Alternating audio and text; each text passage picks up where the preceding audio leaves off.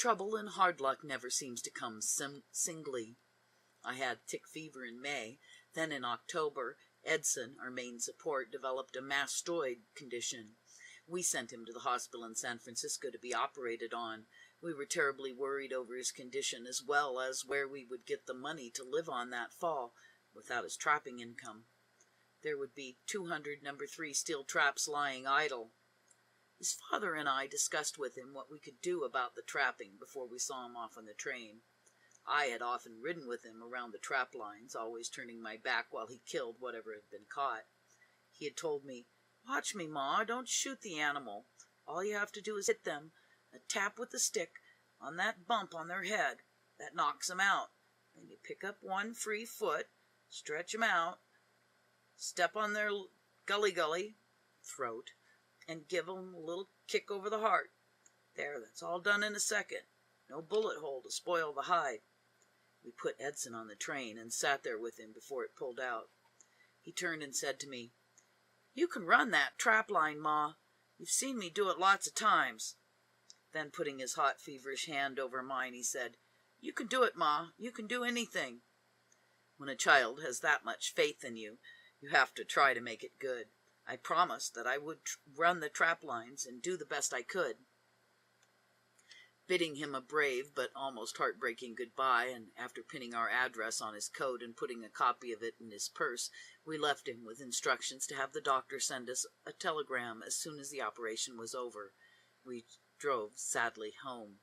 The next day we received our news from the hospital. It came in a roundabout way. The telegraph office was at Olema, California, on Western Pacific Railway, 2 miles from our Constantina post office, which was 18 miles from our place. As everyone knew everyone else, far and near, the telegraph operator knew us. He phoned the message to the postmaster at Constantina. It was given to a cowboy, who rode 18 miles to deliver it to us. He was an especially tender-hearted cowboy, though I don't believe there are any other kind.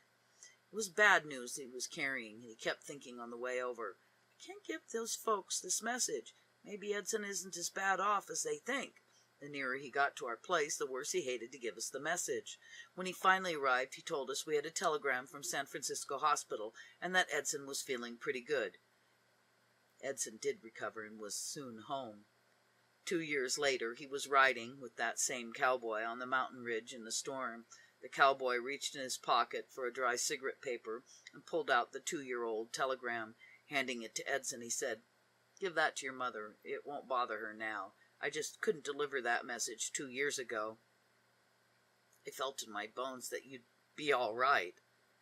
The telegram read, "Edson dying. Come at once." What a happy thing for us that cowboy changed the message. While Edson was gone, I had to make good my promise to keep up the trap lines. Daddy had volunteered to skin the animals, if you catch any. I knew he considered it unlikely.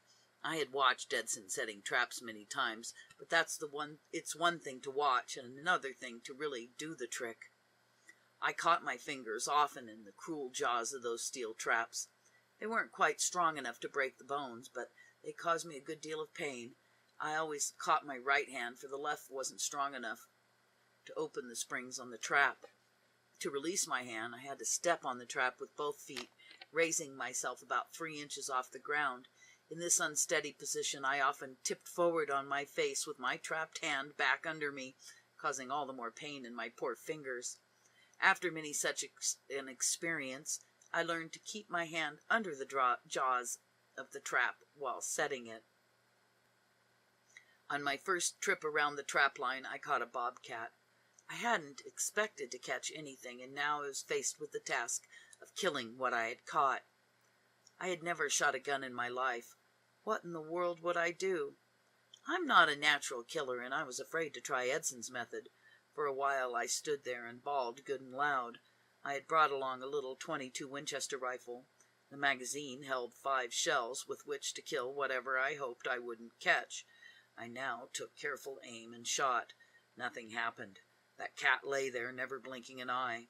I shot 3 times more with no better result. With my 1 shell left, I must hit it this time. I drew a little closer, took careful aim, and bang! The cat jumped in the air the full length of the trap chain. letting out a yowl that frightened me nearly to death. I dropped my gun and ran down the canyon as fast as I could go. After running 100 yards or so, I came to my senses and realized that I must have killed that cat. I turned and went back to get my gun. Cautiously, I approached the spot where the cat lay. Sure enough, he was dead. I took him out of the trap, made a reset. Then, with the animal tied on the back of my saddle, I proudly rode home, knowing Daddy would be very surprised at my catch. He met me at the gate with, "Well, old lady, caught a cat, huh? How many times you have to shoot it?" I didn't want him to know how many times I had shot at it, so I said airily, "Just once." He took the cat outside to the shed to skin it, while I went into the house to wash up and prepare supper. A pelt is turned inside out as you skin it, and any mark on the hide will show clearly on the inside. Daddy soon came in, his face simply beaming. He held up the cat hide and said, "Well, old lady, that one bullet made a good many holes in your cat skin." And there was the mute evidence. There were 10 holes.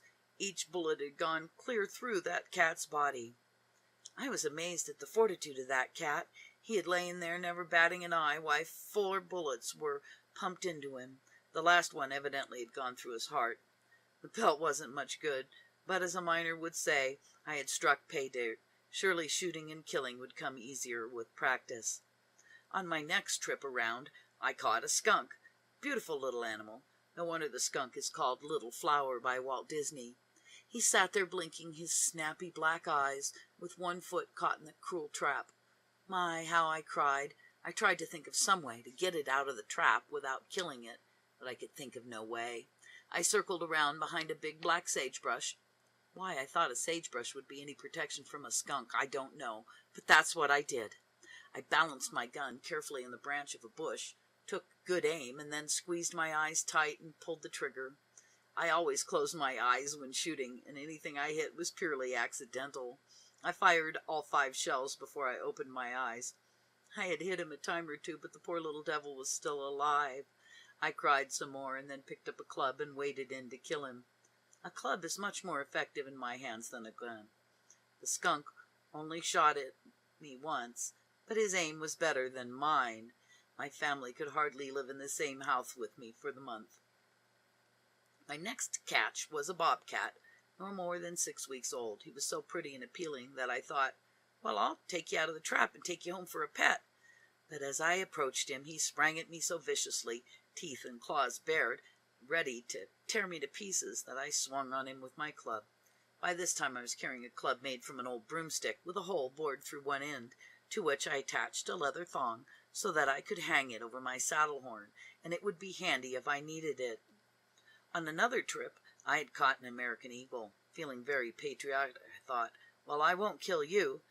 I had read of their vicious beak and claws, so, to guard myself from injury, I got a forked stick, pinned his head down with it, and got a good hold on his wings, right up next to his body. Then I reached my foot out to spring the trap and release his foot.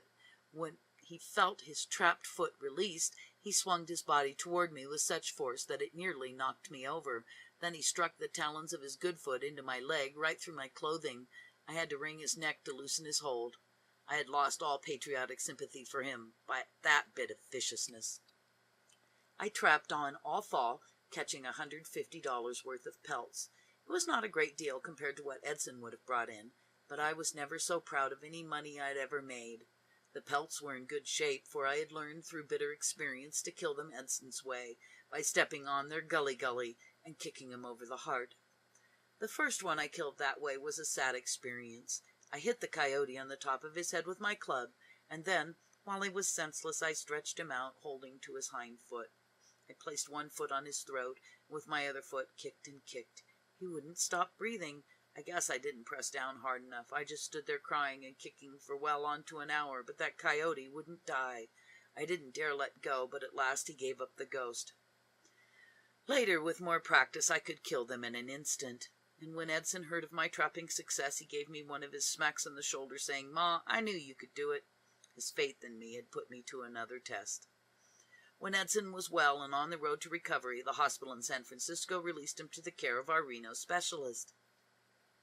The poor kid was so homesick that he persuaded the doctor to let him come home while there was still 3-inch cavity running up the back of his ear. He told the doctor, "Ma can dress my wound. I know she can." So the doctor gave him the equipment and instructions for dressing and warned him, "Don't let the wound heal up from the outside.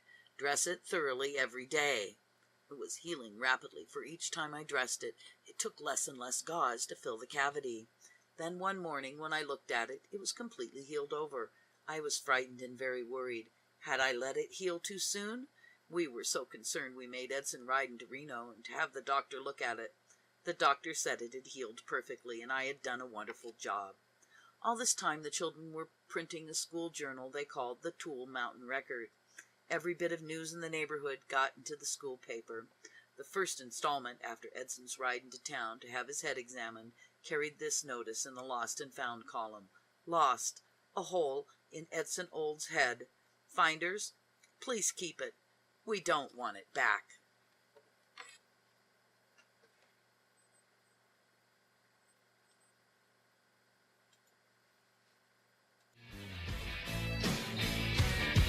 And I feel like New York City. Get me to the farm. Get me